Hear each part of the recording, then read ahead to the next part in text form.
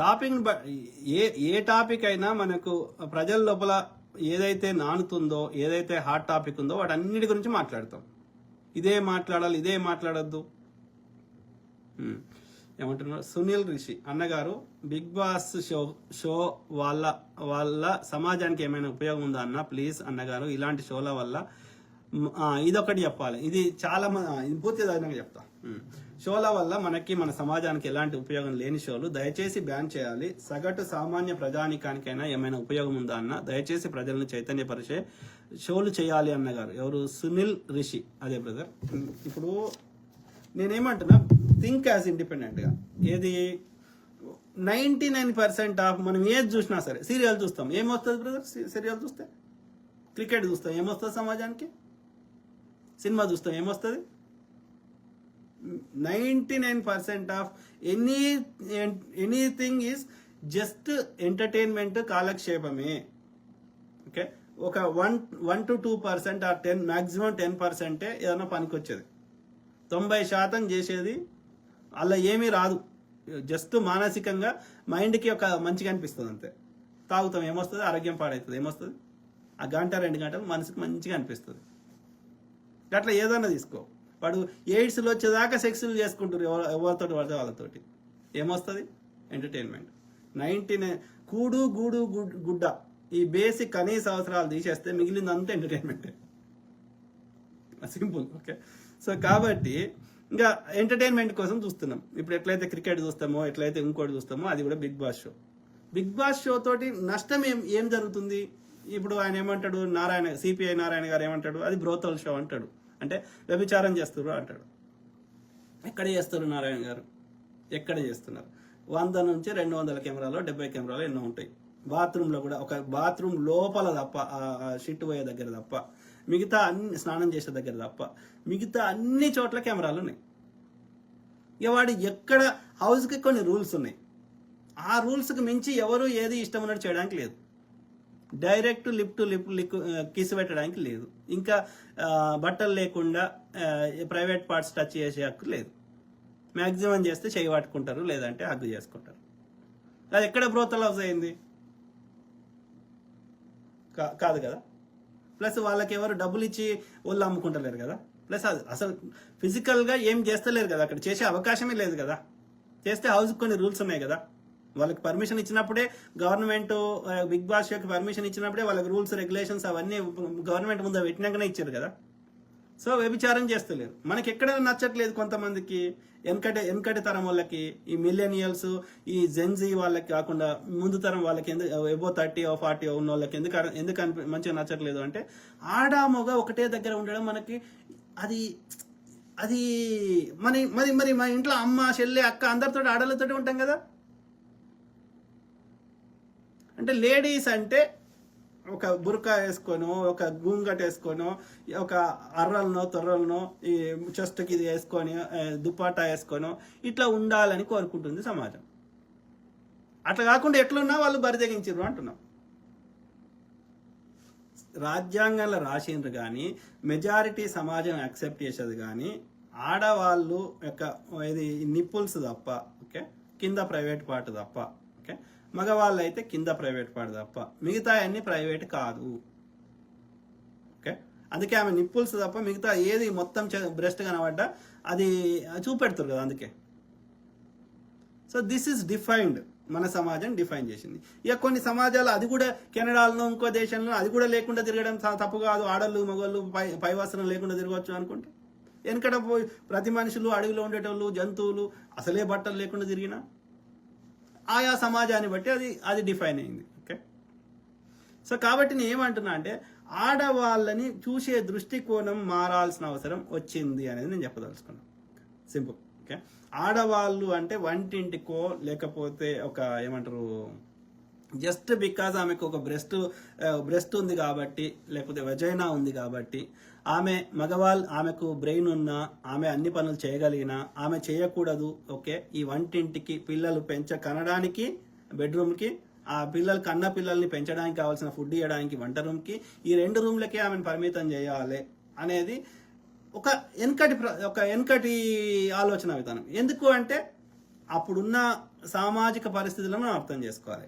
ఒకప్పుడు ఏదైనా ఇంట్లోకి తిండి కావాలంటే కండబలం ఉన్నవాడు మాత్రమే ఆ బయటకు వెళ్ళి మొద్దు పని చేసి ఆ పైసలు సంపాదించి తెస్తే ఆ యొక్క భార్య ఈ పిల్లల్ని కని పెంచి పెద్దగా చేసేది. ఎందుకంటే మీకు ఫిజికల్ స్ట్రెంత్ లేదు కాబట్టి, మేము బయటకు పోయి చేసే శక్తి లేదు కాబట్టి, పైసలు సంపాదించినోడే ఈ యొక్క పెద్దవాడు అంటే ఇంటికి మెయిన్ సోర్స్ ఆఫ్ ఇన్కమ్ కాబట్టి వాడికి ఎక్కువ గౌరవం ఉండేది. అట్లా ఆ ట్రెడిషనల్ ఫ్యామిలీ సిస్టమ్ ఏర్పడ్డది. కానీ ఇప్పుడు ఆ పరిస్థితులు లేవు. ఇవాళ ఫిజికల్ స్ట్రెంత్ తోటి పని లేదు, బ్రెయిన్ తోటి చేసే పనులే అందరూ ఆడామగా ఈక్వల్గా అన్ని పనులు చేయగలుగుతున్నారు. Doctor, engineer, teacher, politician, anything ఆడామగా లింగ భేదం లేకుండా మగవాడు చేసే ఒక పిల్లలు అనే కార్యక్రమం తప్ప మిగతా అన్ని పనులలో మగవాడు చేసేటి అన్ని ఆడవాళ్ళు చేయగలుగుతున్నారు. వాళ్ళకి బ్రెయిన్ ఉంది, వాళ్ళు ఆలోచించగలుగుతున్నారు, వాళ్ళు చేస్తున్నారు. Okay, that is proving. మన భారతదేశ ప్రధాని ఇందిరాగాంధీ గారు అయినరు, మన భారతదేశ ప్రెసిడెంట్ ఇలా ఇది ద్రౌపది ముర్ము గారు ఉన్నారు. కాబట్టి ఆడవాళ్ళు ఈ పని చేయలేరు జస్ట్ బికాజ్ ఆమెకు కొన్ని ఆర్గాన్స్ డిఫరెంట్ ఉన్నాయి కాబట్టి అనేది లేదు. ఓకే, ఆమెకు కాళ్ళు ఉన్నాయి, ఆమెకు చేతులు ఉన్నాయి, ఆమెకు బ్రెయిన్ ఉంది.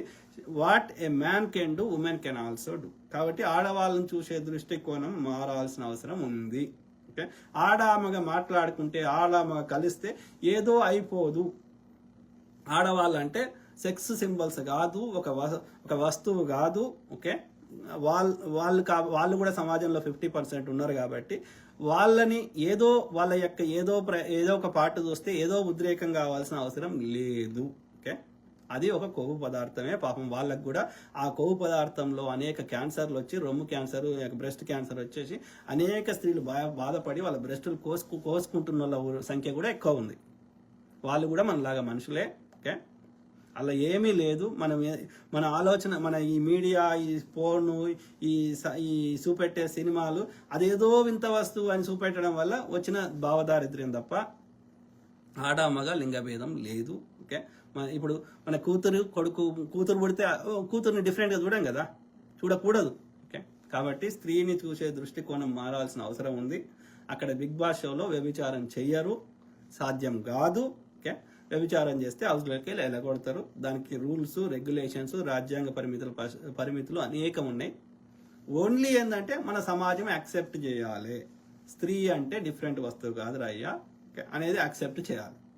ఆ లవ్ ట్రాక్లు, మన్ను మశానం అవన్నీ నాన్ సెన్స్. ఒకవేళ చేసుకున్నా వాళ్ళు బయట ఏమైనా చేసుకుంటే మాకు సంబంధం లేదు. ఇప్పుడు మనకు తెలియక అనేకం జరుగుతున్నాయి. వాటికి మనం ఏం చేస్తాం, ఏం చేయలేము. ఓకే, సో కాబట్టి బిగ్ బాస్ షోని బిగ్ బాస్ షో వల్ల లాభం ఏంటి అంటే, ఒకటి ఎంటర్టైన్మెంట్ దొరుకుతుంది, రెండోది ఏమైతుంది, ఆడామగా లింగ భేదం అనేది పోవాలని మనము చెప్పడం వేరు, ప్రాక్టికల్గా ఇంప్లిమెంట్ చేసినప్పుడు మన ఆలోచన విధానం మారుతుంది. సో మారాలంటే ఇట్లాంటి బిగ్ బాస్ షో లాంటి షోలు 100,000 పెట్టాలి. ఆడవాళ్ళను వేరే దృష్టికోణంతో చూసేది తీసి పారదొబ్బాలి. ఆమె బట్టలు ఇప్పుకొని మొత్తం వచ్చినా మనకి ఎలాంటి ఫీలింగ్ రావద్దు. ఆ రోజు వచ్చినప్పుడు సమాజం ఎలాంటి రేపులు కావు, ఎలాంటి ఇద్దరికి నచ్చితే ఆడామగకి 18 ఏళ్ళు దాటినాక వాళ్ళు ఏమన్నా చేసుకుంటే మాకు సంబంధం లేదు. అందులో ఆడామనే సుఖం అనుభవించదు, ఇద్దరు అనుభవిస్తారు. ఆడామెకు కూడా ఈ పిచ్చితనం పోతుంది. నేను శరీరమే అనుకుని బతుకుతున్న ఆడవాళ్ళు చాలా మంది ఉన్నారు. నువ్వు శరీరం కాదు, అంతకంటే ఎక్కువ నీ లోపల టాలెంట్ ఉంది అని తెలుసుకునే స్త్రీలు లేకుండా పోయినరు. ఎందుకని? కేవలం ఆమెను ఈ సెక్స్ టాయ్ లాగా చూడడం వల్లనే. No, she's not the provider. ఆమెకు ఎవరితో చేసినా అదే సుఖం రాదు. ఆమెకు మనసుకు నచ్చిన వారితో చేస్తేనే సుఖం వస్తుంది. జస్ట్ పడుకుంటే సుఖం రాదు. అది మనసుతో చేసే పని, శరీరంతో చేసే పని కాదు. కాబట్టి ఇట్లాంటి షోల వల్ల ఆడవాళ్ళని చూసే దృష్టికోణం మారిపోతుంది. వాళ్ళ లోపల ఉన్న ఇతర టాలెంట్స్ బయటకు వస్తాయి. వాళ్ళు ఆడగలుగుతారు, వాళ్ళు ఆలోచించగలుగుతారు, వాళ్ళు ఇంకోటి చేయగలుగుతారు. కాబట్టి ఇది ఆడవాళ్ళకి ఒక బ్లెస్సింగ్. ఇది బిగ్ బాస్ షో మనకి ఆ మార్పుని అంగీకరించడానికి కొంచెం ఇబ్బంది అవుతుంది కానీ, బట్ అక్కడ బ్రోతలు చెయ్యరు, సాధ్యం కాదు. అట్లాంటి చేసే అవకాశమే ఉండదు. అవన్నీ ఫేక్ రిలేషన్సే. ఒక సాఫ్ట్ కార్నర్ ఉంటే ఉండదు సిచ్యువేషన్ తగ్గట్టుగా, కానీ బట్ అదర్ దాన్ దట్ అక్కడ ఆ లవ్ బంధాలు అది non sense. Ritu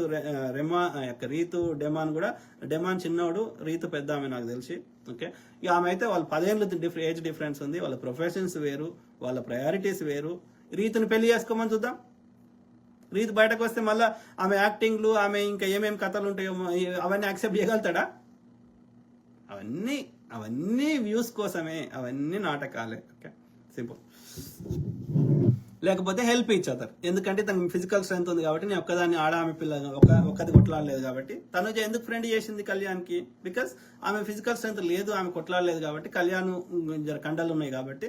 so she try to use him టీమ్గా, అప్పుడు నేను గెలుస్తా అని. సో ఎవరి ఆలోచన ఎవరి స్వార్థము వాళ్ళదే ఉన్నది. Same thing with Demon and Rithu. డెమాన్కేమో ఎమోషనల్ సపోర్ట్ కావాలి, రీతుకేమో ఫిజికల్ స్ట్రెంత్ కావాలి. So everybody went there for a game to win the title and to stay long in the house. So ఎక్కువ రోజులు హౌస్ లో ఉండి ఎక్కువ పైసలు సంపాదించుకొని ఎక్కువ పాపులర్ అయ్యి టైటిల్ కొట్టాలన్న ఉద్దేశంలో అందరూ పోయినారు. ఎవరి గేమ్ వాళ్ళు ఆడుతున్నారు. ఓకే, కాకపోతే ఏమంటారు ఆ టైం ఎక్కువ అద్దుకు మించకూడదు. ఓకే, 5-10 నిమిషాలు మాట్లాడాలి కానీ అది 24 గంటలు అదే ఉండకూడదు.